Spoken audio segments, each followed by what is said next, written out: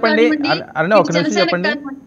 అంటే ఓకే. ఇది ఇది ఎవరు ఏమి ట్రోల్ చేస్తున్నారో, ఎవరికి నచ్చినట్టు వాళ్ళు వాడతారు. అది ఈ రోజుల్లో ఇంకా కామన్ అయిపోయింది కాబట్టి, అవకాశం ఇచ్చింది ఎవరు అనే ప్రశ్నొస్తే?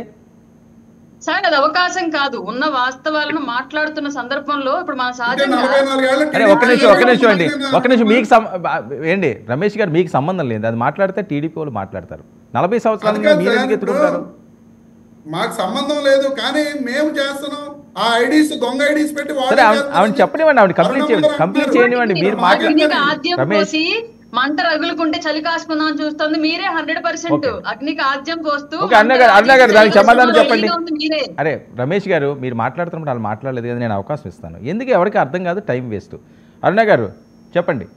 అది అవకాశం ఇచ్చింది మనమే కదా అని చెప్పి సార్, ఆ మరొక వర్డ్ ట్రోల్. మీరు ఎప్పుడైనా సరే ఒక పద్యం యొక్క భావం వినాలి అంటే చివరి పదం మొదటి పదం పట్టుకుంటే అవ్వదు. పూర్తిగా 4 లైన్ల పద్యం పూర్తిగా వింటే తప్పితే దాని యొక్క భావం పూర్తిగా అర్థం కాని సిచ్యువేషన్. పవన్ కళ్యాణ్ గారు మాట్లాడే సందర్భం ఏంటి?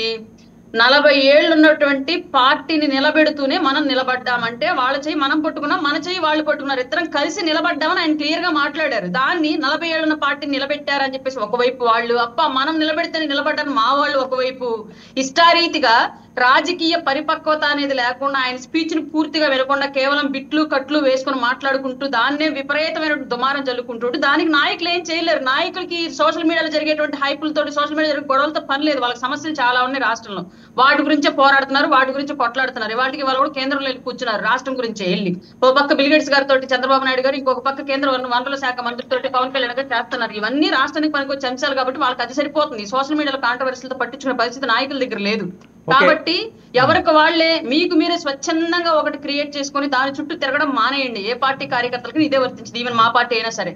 ఓకే మరొక అంశం, మొన్న గెలిచిన సీట్లు ఏవైతే ఉన్నాయో టీడీపీ అవనివ్వండి, లేకపోతే బీజేపీ అవనివ్వండి, జనసేన అవనివ్వండి, అందరు సమిష్టి కృష, ఎవరి కృషి లేదా, ఎవరికి ఏమీ సంబంధం లేదా, ఎవరికి వాళ్ళు ఇండివిజువల్గా గెలిచారా?